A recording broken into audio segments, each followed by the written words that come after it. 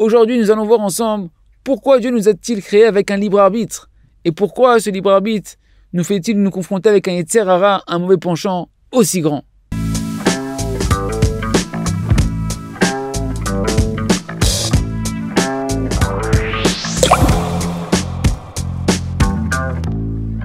Shalom à tous, Baruch Hashem, on a le mérite de continuer ensemble notre aventure dans le Sefer Or Hadash de notre maître le Rav Shalom Arush Shirié. Et nous allons voir ensemble pourquoi, sur quoi se base toute la récompense que Akadosh Baruch Hu a réservée pour chacun d'entre nous. Après tout ce qu'on a vu dans les cours précédents auxquels je vous renvoie, on peut comprendre maintenant pourquoi le Créateur a fait descendre notre âme dans un monde tellement obscur, où il y a un tel voile, avec un tel grand mauvais penchant. Tout ça en réalité c'est pour que l'homme ait ce qu'on appelle le libre arbitre, la possibilité de choisir, afin que chaque bonne chose qu'il va obtenir, qu'il va réussir à faire, ça ne sera que après avoir peiné pour ça, avoir fait des efforts importants pour ça, en se renforçant sur les forces du mal qui s'opposent à lui. Parce que s'il n'y a pas de libre arbitre, alors il n'y a aucun travail, il n'y a aucun effort qui fait que tu mériteras d'avoir une véritable récompense. C'est pourquoi Kadosh Baruch Hu, il a créé ce monde-là, qu'on appelle comment en hébreu? Le monde, ça se dit Olam. Ça vient de la racine Ne'elam, E'elem, ça veut dire voilé. Hachem, il a créé un voile. Le monde, c'est un voile. Un voile sur le plaisir de la proximité avec Kadosh Baruch Hu. Un voile qui va voiler la présence divine, qui est le plus grand plaisir qui existe dans la création. Qui va nous voiler tout le bonheur véritable de ce qu'on appelle le rapprochement avec Hachem. C'est ça le monde. Olam, c'est un voile qui te masque la douceur infinie qu'il y a dans la proximité avec Hachem, qui est ce qu'on appelle le plaisir spirituel qui est caché par ce monde-là. Le plaisir éternel. C'est pourquoi Kadosh Baruch Hu, il a fait descendre notre âme également dans un corps qui va être très matériel. Pourquoi? Parce que ce corps-là, il va également masquer la Neshama. Il va nous masquer la Neshama qui, elle, est le véritable bonheur. C'est pas le corps le bonheur, c'est la Neshama. Et il nous a donné également, ce corps, il va masquer la Neshama, donc le véritable goût du bonheur véritable, qui est la proximité avec Hachem. Et il nous a donné également un mauvais penchant, qui va nous attirer à des plaisirs corporels, qui eux-mêmes, ces plaisirs physiques et matériels, vont être un énorme voile, mamage, sur le plaisir spirituel de la proximité avec Hachem. Donc on a le monde, on a le corps, on a le Yetzer Hara qui ont une seule fonction. Voiler le bonheur du plaisir spirituel qu'il y a dans la proximité avec Hachem pour nous donner le libre arbitre. Et donc en réalité, tout ce voile-là dont on est en train de parler, c'est lui la racine de toute l'existence du libre arbitre. Parce que si c'était facile pour l'homme, comme on voudrait tous que ce soit beaucoup plus facile de ressentir le plaisir de la proximité avec Hachem, dans la Torah et dans la Tfila, de sentir un plaisir extraordinaire, alors on courrait derrière Hachem de toutes nos forces. Et le mal, il pourrait jamais se renforcer sur nous-mêmes. Parce que dès qu'on sent un véritable bonheur, un bonheur véritable, alors à ce moment-là, toutes les illusions du mal, elles tombent. Et donc on aurait au final, on aurait fait le bien, non pas par un choix véritable, non pas à travers un travail et un effort personnel, mais on l'aurait fait sans libre arbitre. Parce que le bien, il nous aurait attirés automatiquement comme des aimants. Et s'il n'y a pas de libre arbitre entre le bien et le mal, alors, et qu'il n'y aurait en réalité que la possibilité de choisir le bien, tellement le bien il aurait été visible, sur quoi tu aurais reçu une récompense, sur quoi on aurait été récompensé. On n'a pas travaillé pour ça. Et même si on te récompense, on a compris que le plaisir, il serait pas véritable.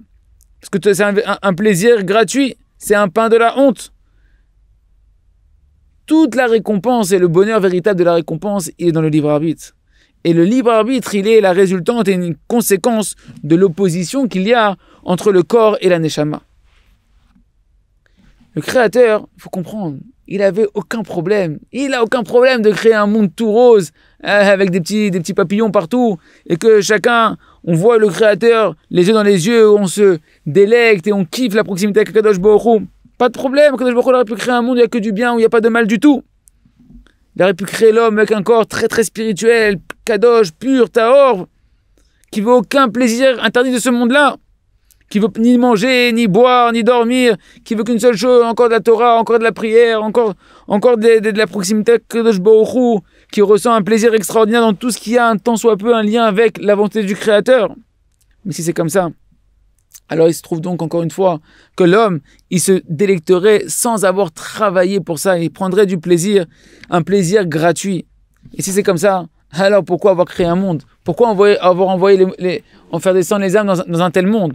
Elles auraient pu rester dans le monde d'en haut, où là-bas elles recevaient déjà un plaisir gratuitement de la proximité avec Hachem. Qu'est-ce que Chachamim ils auraient gagné qu'est-ce que Hachem leur a gagné de nous faire descendre dans ce monde-là?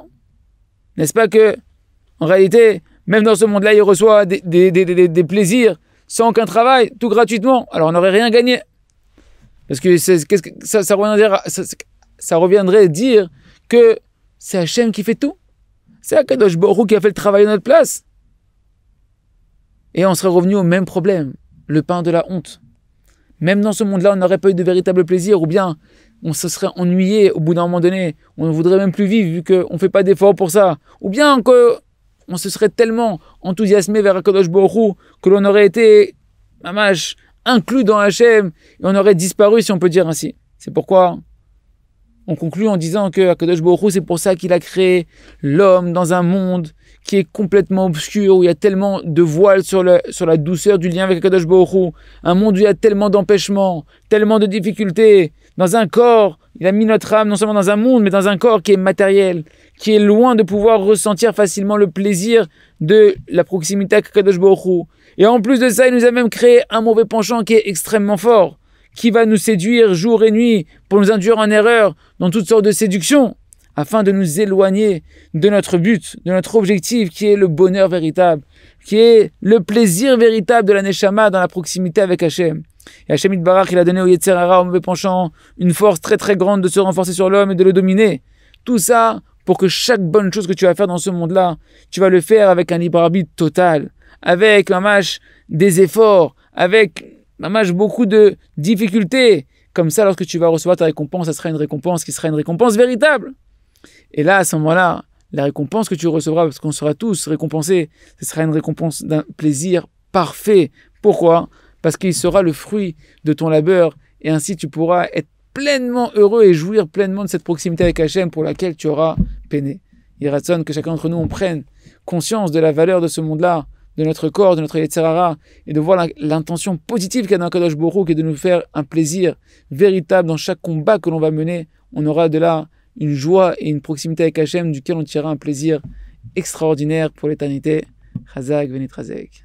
À très bientôt.